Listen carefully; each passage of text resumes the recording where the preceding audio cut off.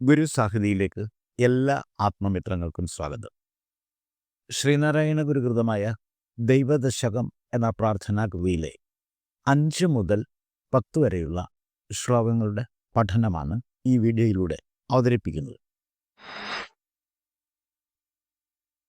ഇനി 5ാമത് ശ്ലോകത്തിൻ്റെ പഠനത്തിലേക്ക് പ്രവേശിക്കാം.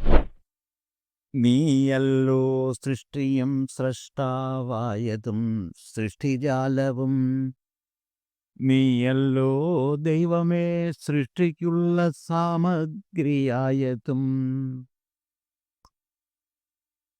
സൃഷ്ടി എന്ന് പറയുന്നത് ഇല്ലാത്തതിനെ ഉണ്ടാക്കിയെടുക്കലാണ്. സൃഷ്ടാവ് സൃഷ്ടി നടത്തുന്നവനാണ്. സൃഷ്ടിജാലം സൃഷ്ടിക്കപ്പെട്ടവയുടെ കൂട്ടമാണ്. സൃഷ്ടിക്കുള്ള സാമഗ്രി സൃഷ്ടി നടത്താൻ വേണ്ടിയുള്ള അസംസ്കൃത വസ്തുക്കളാണ്. ഈ ശ്ലോകത്തിൻ്റെ വാച്യാർത്ഥം ഇങ്ങനെയാണ്: ദൈവമേ, സൃഷ്ടിയായും സൃഷ്ടാവായും പകർന്നാടുന്ന പൊരുൾ നീ തന്നെയാണ് എന്ന് മാത്രമല്ല, സൃഷ്ടി നടത്താനുള്ള സാധന സാമഗ്രികളും സൃഷ്ടിക്കപ്പെട്ടവയായി അറിയപ്പെടുന്നവയുടെ സമൂഹവും നീ തന്നെയാണ്. ദൈവവുമായി നടത്തുന്ന സംവാദ രൂപത്തിലാണ് ഈ ശ്ലോകം രചിക്കപ്പെട്ടിരിക്കുന്നത്. സൃഷ്ടി, സ്രഷ്ടാവ്, സൃഷ്ടി നടത്താനുള്ള സാമഗ്രികൾ, സൃഷ്ടിക്കപ്പെട്ട വസ്തുക്കളുടെ കൂട്ടം എന്നിവ ചതുഷ്ടയാംശങ്ങളാണ്. നിലവിലില്ലാത്ത ഒന്നിനെ ഉണ്ടാക്കിയെടുക്കുക എന്ന അർത്ഥത്തിലാണ് വ്യവഹാര ഭാഷയിൽ സൃഷ്ടി എന്ന പദം പ്രയോഗിക്കപ്പെടുന്നത്. എന്തെങ്കിലും ഉണ്ട് എന്നോ ഇല്ല എന്നോ ഉള്ള തോന്നൽ ജനിപ്പിക്കുന്നത് വസ്തുബോധമാണ്. വസ്തുബോധം അറിവിൻ്റെ രൂപത്തിലാണ് വർത്തിക്കുന്നത്. ബോധരൂപത്തിൽ അനുഭവിയുടെ മനസ്സിലാണ് സൃഷ്ടി നടക്കുന്നതെന്ന് സാരം. അനുഭവി ഇല്ല എങ്കിൽ അനുഭവവുമില്ല.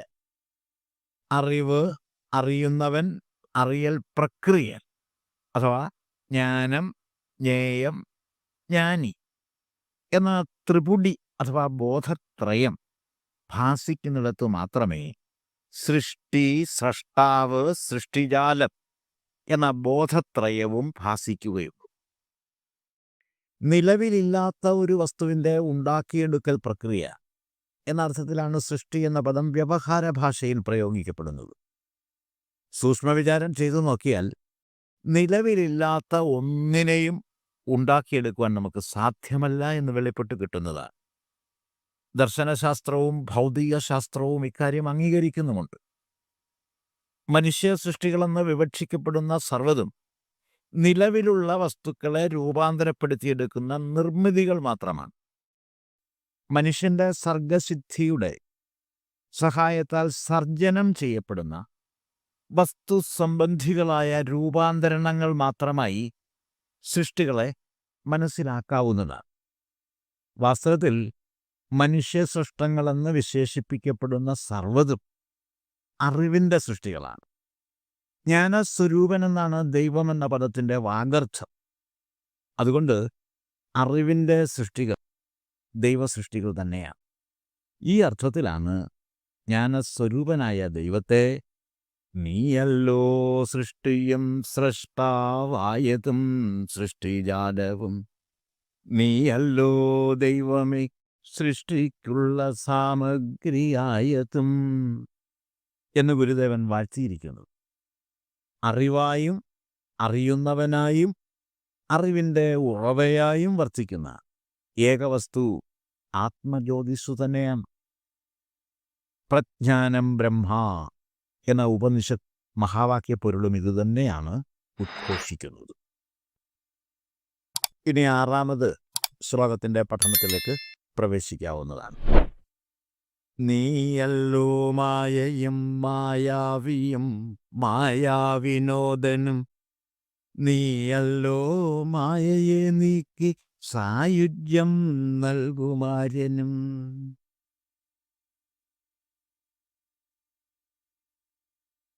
മായ എന്ന് പറയുന്നത് സ്വന്തമായ ഉണ്മയില്ലാത്ത ഒന്നിനെ ഉള്ളതായി തോന്നിപ്പിക്കുന്ന ബോധവൃത്തിയാണ്.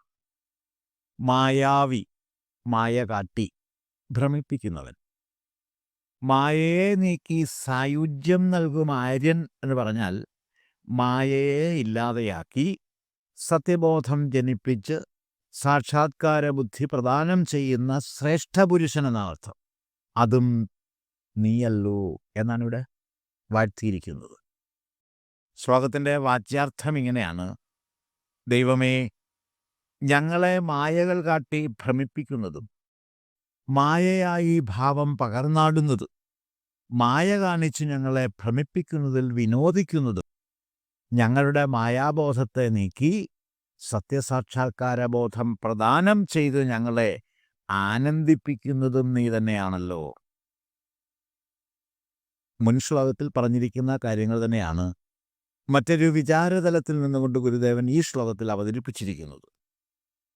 വാസ്തവത്തിൽ ഇല്ലാത്ത ഒരു വസ്തു ഉണ്ടെന്നുള്ള തോന്നൽ ജനിപ്പിക്കുന്ന ബോധവൃത്തിയാണ് മായ. ദർശനമാല എന്ന കൃതിയിലെ മായാദർശനം എന്ന ഖണ്ഡത്തിൽ മായയെപ്പറ്റി വിശദമായി ഗുരുദേവൻ പഠിപ്പിച്ചു തരുന്നുണ്ട്. യാ മാ തത്സ് മായ. യാതൊന്നാണോ ഇല്ല എന്ന് സമർത്ഥിക്കാവുന്ന തരത്തിൽ ഉന്മാനിഷേധ സാധ്യതയോടുകൂടി ഉണ്ടെന്നുള്ള പ്രതീതി ജനിപ്പിച്ച് ഭാസിക്കുന്നത് അതാകുന്നു മായ. അരണ്ട വെളിച്ചത്തിൽ കയർ സർപ്പപ്രതീതി ജനിപ്പിക്കുന്നത് ഒരു ഉദാഹരണമാണ്. ഈ സന്ദർഭത്തിൽ ടോർച്ച് തെളിച്ച് കയറിനെ കയറായി തന്നെ ദർശിച്ച് സ്ഥിരീകരിക്കാൻ സാധിച്ചാൽ അപ്പോൾ തന്നെ സർപ്പഭീതി വിട്ടൊഴിഞ്ഞു പോകും.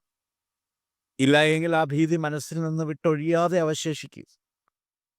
ബുദ്ധിഭ്രമമാണ് മായാബോധത്തെ ജനിപ്പിക്കുന്നത്. പാമ്പ് അപകടകാരിയായ ഒരു ജന്തുവാണെന്നും പാമ്പ് കടിയേറ്റാൽ ജീവഹാനി സംഭവിക്കുമെന്നുമുള്ള അറിവ് ഉപബോധ മനസ്സിൽ ഉറച്ചുപോയത് കൊണ്ടാണ് രജ്ജു സർപ്പ വിഭ്രാന്തി അനുഭവപ്പെടുന്നത്. പാമ്പിനെ പറ്റി കേട്ടിട്ട് പോലുമില്ലാത്ത ഒരാൾ അരണ്ട വെളിച്ചത്തിൽ കയർത്തുണ്ട് കണ്ടാൽ അയാൾക്ക് സർപ്പഭീതി ഉണ്ടാവുകയില്ല. ഭയം ഉൾപ്പെടെയുള്ള വിഭ്രമങ്ങൾക്കെല്ലാം കാരണം അറിവില്ലായ്മയാണ്. അറിവിൻ്റെ പ്രഭാവം കെട്ടുപോകുമ്പോഴാണ് മായാബോധം എഴുന്നുവന്ന് വിഭ്രാന്തികൾ ജനിപ്പിക്കുന്നത്. ദൈവം സച്ചിദാനന്ദമൂർത്തിയും ശുദ്ധജ്ഞാന സ്വരൂപനുമാണ്. സത്ത്, ചിത്ത്, ആനന്ദം ഇവ മൂന്നും ചേരുന്ന താത്വിക മൂർത്തിയാണ് സച്ചിദാനന്ദമൂർത്തി. യാതൊന്നാണോ യഥാർത്ഥത്തിലുള്ളത് അതാകുന്നു സത്ത്. ബുദ്ധിയുടെ സഹായത്തോടുകൂടി മനനം ചെയ്ത് വെളിപ്പെടുത്തി അറിയുന്ന സത്യം പ്രതിഷ്ഠിതമായി തീരുന്ന ഇടമാണ് ചിത്തം. ചിത്തത്തിൽ പ്രതിഷ്ഠിതമായ സത്യസ്വരൂപമാണ് ചിത്ത്. ത്രിപുടി അറ്റ നിലയിൽ പ്രകാശിക്കുന്ന ജ്ഞാനസ്വരൂപമാണത്. ശുദ്ധജ്ഞാനാനുഭൂതി ഉണർത്തുന്ന വികാരമാണ് ആനന്ദം. ശുദ്ധ ജ്ഞാനാനന്ദ സ്വരൂപനാണ് ദൈവം. മായ, മായാവി, മായാവിനോദൻ എന്നീ മൂന്ന് ഭാവങ്ങൾ കൈക്കൊണ്ട് പകർന്നാട്ടം നടത്തുന്നത് അവിദ്യയാണ്. അവിദ്യാപ്രഭാവം എഴുന്നു വരുന്നത് വിദ്യയ്ക്ക് ശോഷണം സംഭവിക്കുമ്പോഴാണ്. അരണ്ട വെളിച്ചത്തിൽ കയർത്തുണ്ട് കാണുമ്പോൾ കയറിൻ്റെ രൂപസാദൃശ്യമുള്ള പാമ്പിനെ ആ കയർത്തുണ്ടിൽ ആരോപിക്കുന്ന ബുദ്ധിയാണ് സർപ്പഭീതി ഉളവാക്കുന്നതിന് കാരണമായി ഭവിക്കുന്നത്. എന്നാൽ അരണ്ട പ്രകാശത്തിൽ കയർ കാണുന്ന വ്യക്തിയുടെ മനസ്സിൽ വിദ്യാപ്രഭാവമുണ്ടാകുമെങ്കിൽ ഉടൻ തന്നെ അവൻ്റെ മനസ്സിൽ കയർബോധത്തോടൊപ്പമായിരിക്കും സർപ്പബോധവും തെളിഞ്ഞ് പ്രകാശിക്കുക. തൻ്റെ കൺമുന്നിൽ കണ്ട വസ്തു പാമ്പാണോ അതോ കയറാണോ എന്ന് സ്ഥിരീകരിച്ചെടുക്കാനുള്ള ആന്തരിക ചോദന അവനിൽ ഉണർന്നു വർത്തിക്കുകയും ചെയ്യും. ടോർച്ച് തെളിച്ച് ദൃഷ്ടിയിൽപ്പെട്ട വസ്തുവിൻ്റെ യഥാർത്ഥ സ്വരൂപം വിവേചിച്ചറിഞ്ഞ് വിഭ്രാന്തി അകറ്റിയ ശേഷമേ അവൻ യാത്ര തുടരുകയുള്ളൂ. പാമ്പായി തെറ്റിദ്ധരിക്കപ്പെട്ട കയറിനെ കയറായി തന്നെ സ്ഥിരീകരിച്ചറിയുന്നതിന് മുമ്പ് യാതൊന്നാണോ സർപ്പഭീതി ഉളവാക്കിയത് അതാണ് മായ. അത് അവിദ്യയാണ്. ദ്രഷ്ടാവിൻ്റെ ബോധഭൂമികയിൽ കയറിനെ സർപ്പമായി ഭാസിപ്പിച്ചത് യാതൊരു ശക്തിയാണോ ആ ശക്തി സ്വരൂപനാണ് മായാവി. അവിദ്യാരൂപം പകർന്നാടിയ ബോധവൃത്തി തന്നെയാണതെന്ന് എടുത്തു പറയേണ്ടതില്ലല്ലോ. വാസ്തവത്തിൽ ഇല്ലാത്ത ഒന്നിനെ ഉണ്ടെന്ന് തോന്നിപ്പിക്കുന്ന ബോധവൃത്തിയാണ് മായ എന്നാണ് മായ നിർവചനത്തിൽ പറഞ്ഞിരിക്കുന്നത്. ഈ ബോധവൃത്തി അവിദ്യയാണെന്നും പറയപ്പെട്ടിരിക്കുന്നു. മായാബോധസ്വരൂപം അറിവായതുകൊണ്ട് അവിദ്യയും അറിവിൻ്റെ തന്നെ രൂപഭേദമാണ്. ഇത് വാസ്തവത്തിൽ ഇല്ലാത്തതാകുന്നു എന്ന് സമർത്ഥിച്ചു തരുന്ന അറിവാണ് മായാബോധം. ഭ്രമബുദ്ധിയിലുണരുന്ന ബോധമായതുകൊണ്ടാണ് അവിദ്യയ്ക്ക് മായാഭാവം കൈവന്നു ചേരുന്നത്. ജ്ഞാനസ്വരൂപനായ ദൈവം മായാവിയായി പകർന്നാടുന്നതും മായാവിനോദനായി വിരാജിക്കുന്നതും എങ്ങനെ എന്ന് ദാർശനിക യുക്തി വെച്ച് മനസ്സിലാക്കേണ്ടതാണ്. ഇനി നമുക്ക് 7ാമത് ശ്ലോകത്തിൻ്റെ പഠനത്തിലേക്ക് കടക്കാം.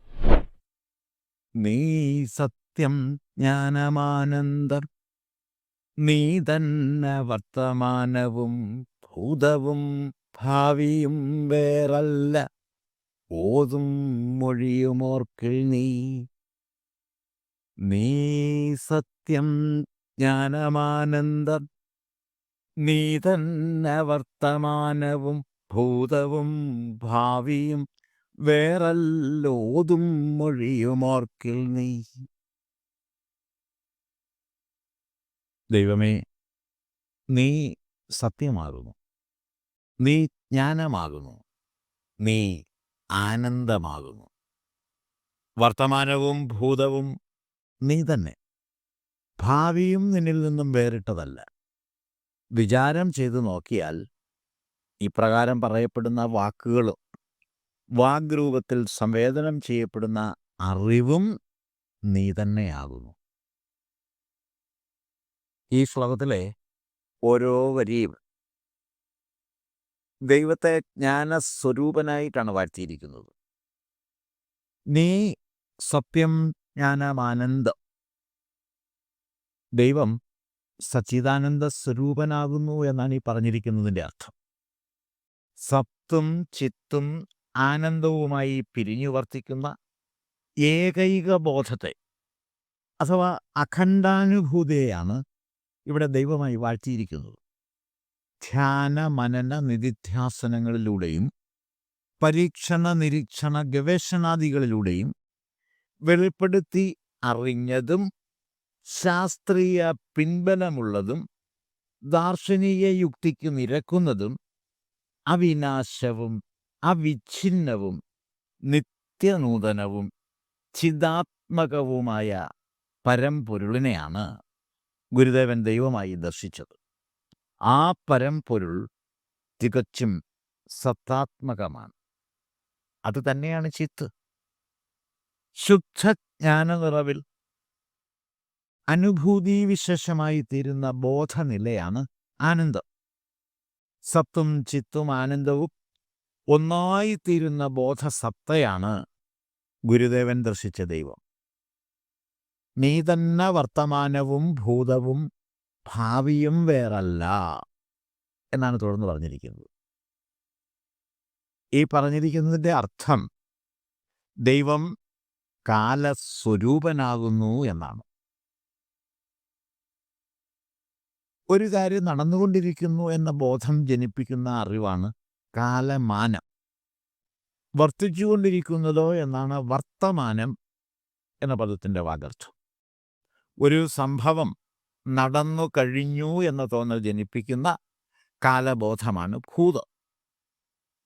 സംഭവ പ്രതീക്ഷയുണർത്തുന്ന കാലബോധമാണ് ഭാവി.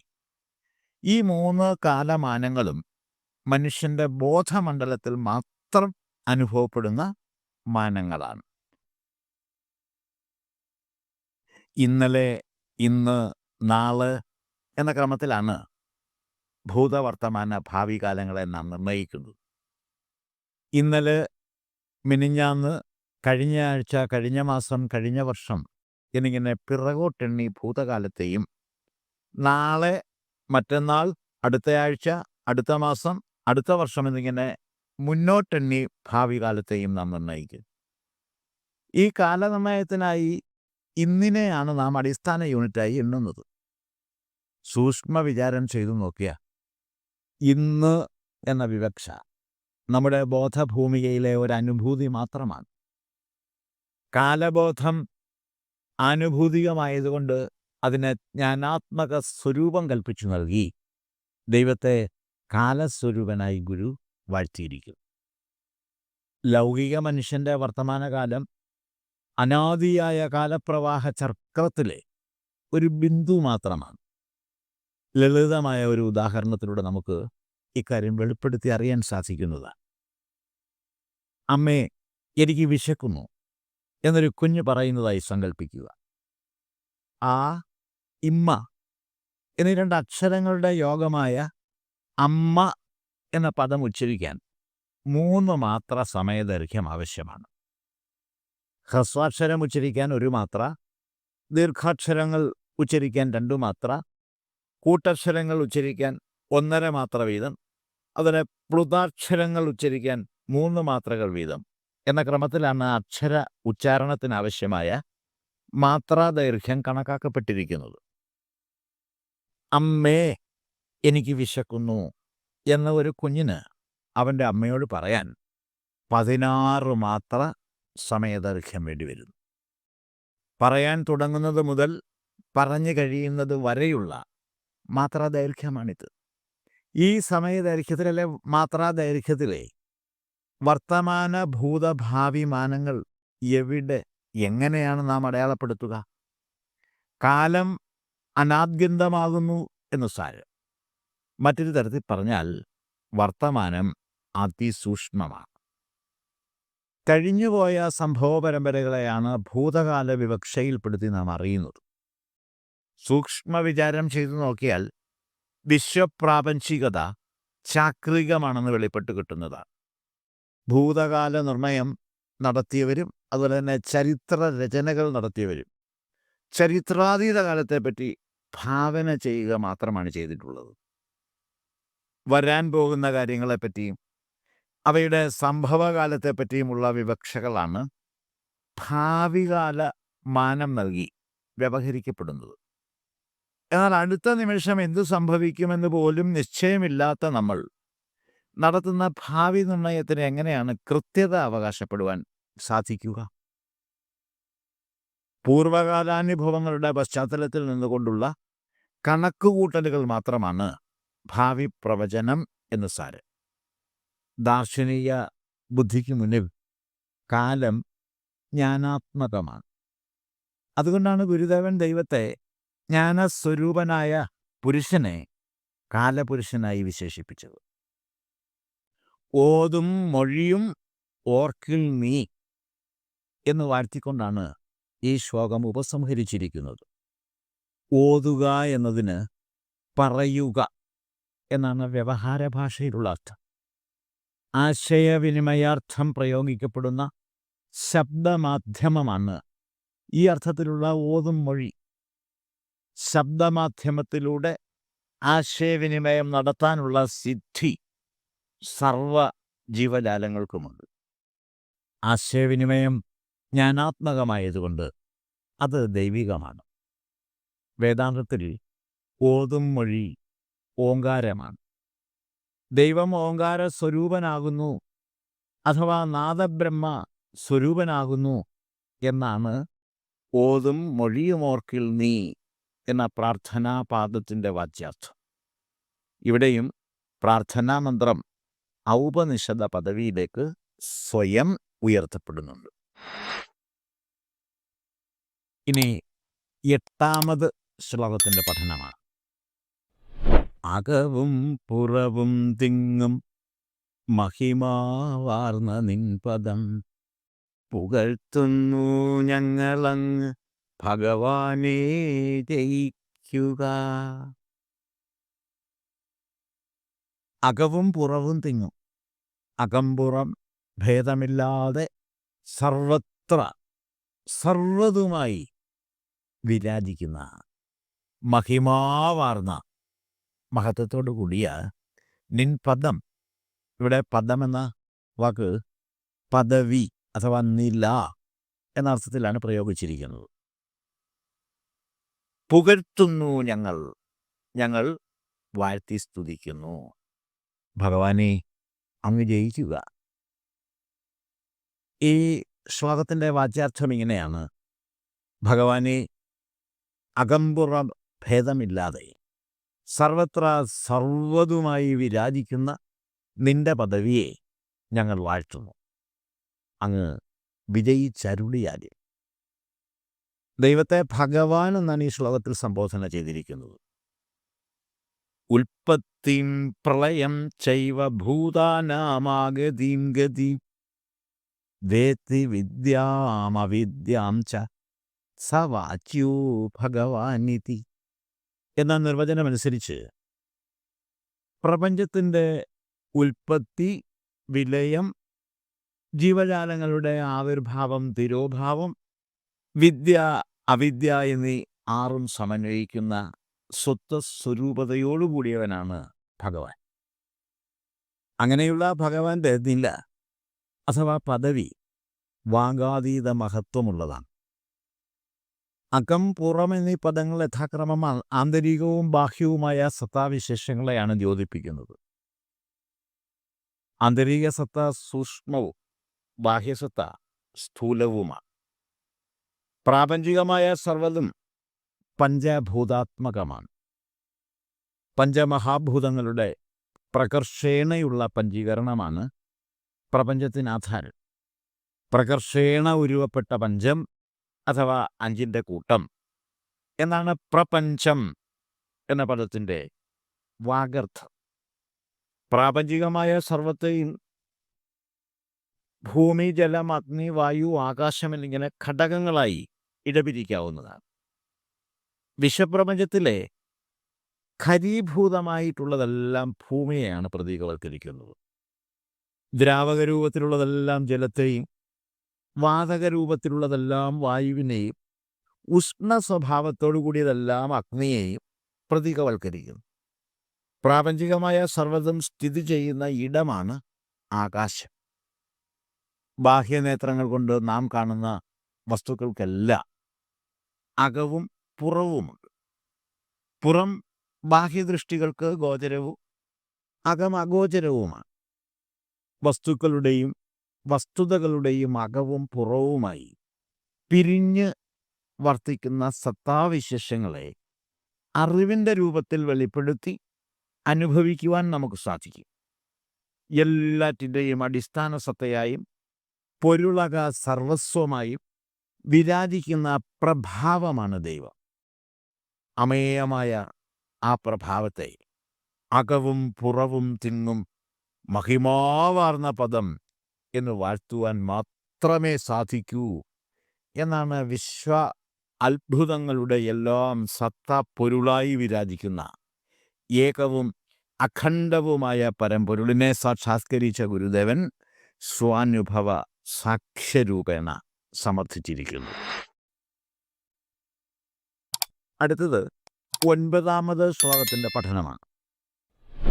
ജയിക്കുക മഹാദേവ ദീനാവനപരായണ, ജയിക്കുക ചിദാനന്ദ ദയാസിന്ധു ജയിക്കുക. മഹാദേവ, ദേവന്മാരുടെ ദേവനായി വിരാജിക്കുന്നവനെ,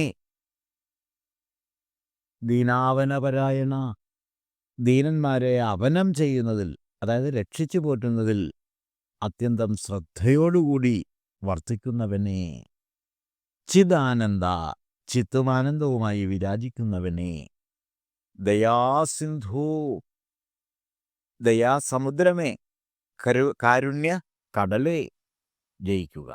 നീ ജയിച്ചാലും. ശ്ലോകത്തിൻ്റെ വാച്യാർത്ഥം ഇങ്ങനെയാണ്: മഹാദേവ ജയിച്ചാലും, ദീനാവന പരായണ ജയിച്ചാലും, ചിദാനന്ദമൂർത്തയെ ജയിച്ചാലും, ദയാസമുദ്രമേ ജയിച്ചാലും. ഈ ശ്ലോകത്തിലെ മഹാദേവൻ, ദീനാവനപരായണൻ, ചിദാനന്ദൻ, ദയാസിന്ധു എന്നീ പദങ്ങൾ ദൈവത്തിൻ്റെ സംബോധനാ വിശേഷണങ്ങളാണ്. ദൈവിക മഹാത്മ്യങ്ങളുടെ എല്ലാം മൂർത്തിഭാവ സ്വരൂപങ്ങളുടെ സംവിത് യോഗ സ്വരൂപതയോടുകൂടിയവനാണ് മഹാദേവൻ. സൃഷ്ടിന്മുഖ സംഹാരാത്മകമായ വിശ്വപ്പൊരുളിനെയാണ് ഗുരു മഹാദേവനായി ഭാവന ചെയ്തിരിക്കുന്നത്. ദീനന്മാരെ അവനം ചെയ്യുന്നതിൽ പരായണനായിട്ടുള്ളവൻ അഥവാ സദാ തൽപരനായിട്ടുള്ളവനെന്നാണ് ദീനാവനപരായണൻ എന്ന പദത്തിൻ്റെ വാഗർത്ഥം. അവനം ചെയ്യുക എന്ന പദത്തിൻ്റെ അർത്ഥം കാത്തു രക്ഷിക്കുക എന്നാണ്. സർവവിധ ദീനതകളുടെയും അടിസ്ഥാന കാരണം അജ്ഞതയാണ്. ദൈവിക പ്രഭാവത്തിൻ്റെ ശോഷണമാണ് അജ്ഞാനമായി മാറുന്നത്. ദൈവികത പ്രകാശിതമായി തീരുമ്പോൾ അജ്ഞാനാന്ധകാരം അകന്നു പോകുന്നു. അതോടെ ജ്ഞാനപ്രഭാവിതമായി തീരുന്ന മനസ്സിൽ നിന്നും ദീനതകളെല്ലാം വിട്ടൊഴിഞ്ഞു പോകും. ഇത്തരത്തിലാണ് ജ്ഞാനസ്വരൂപനായ ദൈവം ദീനാവനപരായണനായി ഭവിക്കുന്നത്. ചിദാനന്ദൻ എന്ന പദത്തിൻ്റെ വാഗർത്ഥം ആനന്ദസ്വരൂപനായി ചിത്തിൽ പ്രതിഷ്ഠിതനായ ദിവ്യപുരുഷനെന്നാണ്.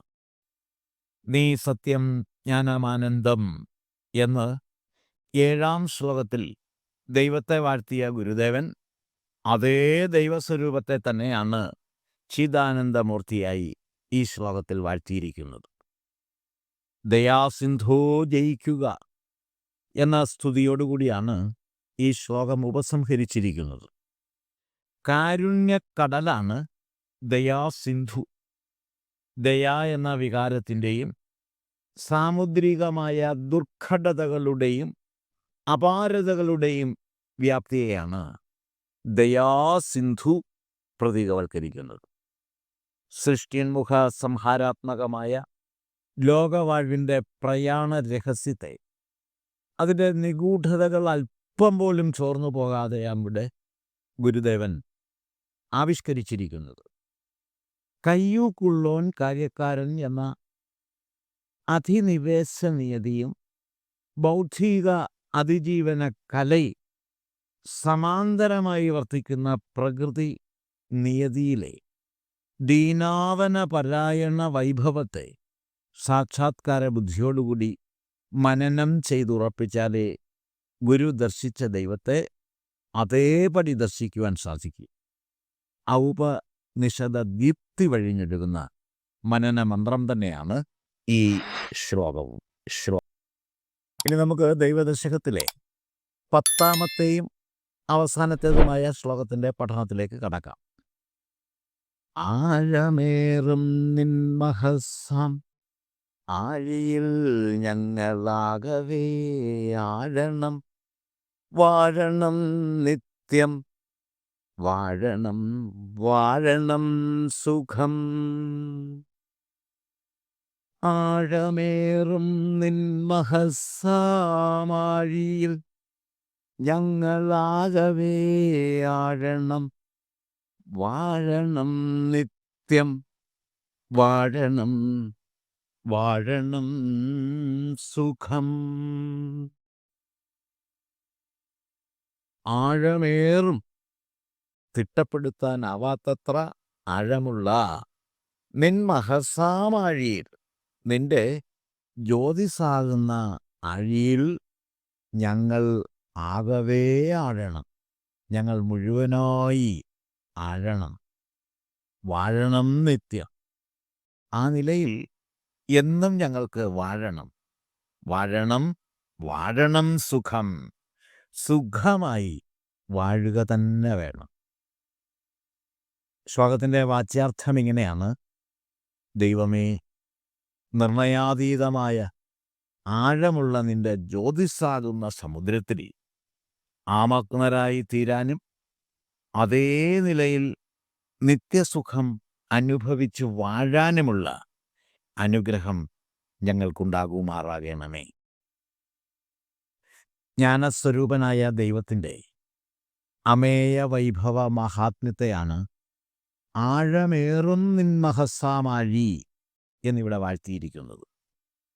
പ്രജ്ഞാനം ബ്രഹ്മ, അയം ആത്മാ ബ്രഹ്മ, അഹം ബ്രഹ്മാസ്മി, തത് തത്വമസി, സർവം ഖല്ലിതം ബ്രഹ്മ എന്നീ ഉപനിഷത്ത് മഹാവാക്യ പൊരുളുകളുടെ സംഗ്രഹത്തെയാണ് ആഴമേറും നിൻമഹസാം ആഴി എന്ന് ഗുരുദേവൻ വിശേഷിപ്പിച്ചിരിക്കുന്നത്. ആത്മജ്യോതിസിന്റെ തെളിവാർന്ന പ്രകാശ നിറവിൽ ആത്മാഭിന്നങ്ങളായ അഥവാ ബ്രഹ്മാഭിന്നങ്ങളായ യാതൊന്നിനും സ്ഥിതി ചെയ്യാൻ ഇടമില്ല. ആ നിലയിലെത്തിച്ചേരാനുള്ള ഇച്ഛാശക്തിയുടെ വാഗ്മയമായി ആഴമേറും നിൻമഹസാം ആഴിയിൽ ഞങ്ങൾ ആകവേ ആഴണം, വാഴണം നിത്യം, വാഴണം വാഴണം സുഖം എന്ന പ്രാർത്ഥനയെ വ്യാഖ്യാനിച്ചറിയേണ്ടതാണ്. ആത്മസാക്ഷാത്കാരം എന്നും ബ്രഹ്മസായുജ്യമെന്നും സത്യസാക്ഷാത്കാരമെന്നും ഒക്കെ പറയുന്നതിനെയാണ് ഈ പ്രയോഗം കൊണ്ട് ഗുരു അർത്ഥകൽപ്പന ചെയ്തിരിക്കുന്നത്. ദൈവദശകമെന്ന ശീർഷകം പേറുന്ന ഗുരുകൃതമായ ദൈവദശകം ഈ ശ്ലോകത്തോടുകൂടി ഉപസംഹരിച്ചിരിക്കും.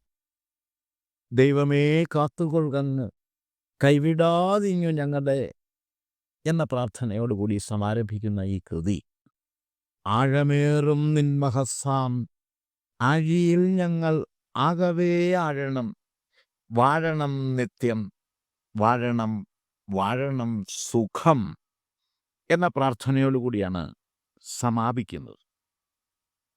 വ്യക്തി ലാഭാർത്ഥമുള്ള അർത്ഥനാരൂപത്തിൽ ഒരു പദം പോലും ഈ കൃതിയിൽ പ്രയോഗിക്കപ്പെട്ടിട്ടില്ല എന്നുള്ള കാര്യം ശ്രദ്ധേയമാണ്. എന്ന് മാത്രവുമല്ല, ഞാൻ എന്നോ എനിക്ക് എന്നോ അർത്ഥം വരുന്ന വാക്കുകളും പ്രയോഗിച്ചിട്ടില്ല. ഈ കൃതിയിലെ ഞങ്ങൾ എന്ന പ്രയോഗം ഏതെങ്കിലും ഒരു വിഭാഗം ജനങ്ങളെ മാത്രം ധ്വനിപ്പിക്കുന്ന പദമല്ല എന്നുള്ള കാര്യവും ശ്രദ്ധേയമാണ്. വിശ്വപ്രപഞ്ചസ്ഥിതങ്ങളായ സർവചരാചരങ്ങളെയും ചേർത്താണ് ഞങ്ങൾ എന്ന പദം ഗുരു പ്രയോഗിച്ചിരിക്കുന്നത്. ആഴിയും തിരയും കാറ്റും ആഴവും പോലെ ഞങ്ങളും മായയും നിൻ മഹിമയും നീയും എന്ന സാക്ഷാത്കാര ബോധത്തിനായുള്ള സമർപ്പിത ഇച്ഛാശക്തിയാണ് ഈ കൃതിയുടെ ആത്മാവ്.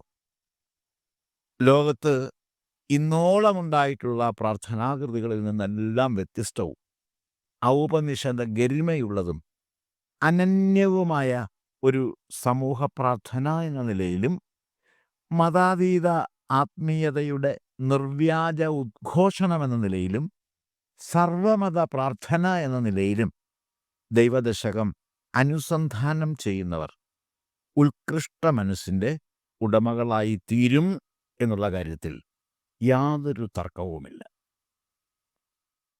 ശ്രീനാരായണ ഗുരുദേവ തൃപാദങ്ങളാൽ വിരചിതമായ ലോകപ്രസിദ്ധമായ ദൈവദശകം അഥവാ ദൈവ ഉപനിഷത്ത് എന്ന മഹത്കൃതിയുടെ പഠനം ഇവിടെ പൂർത്തിയാകും.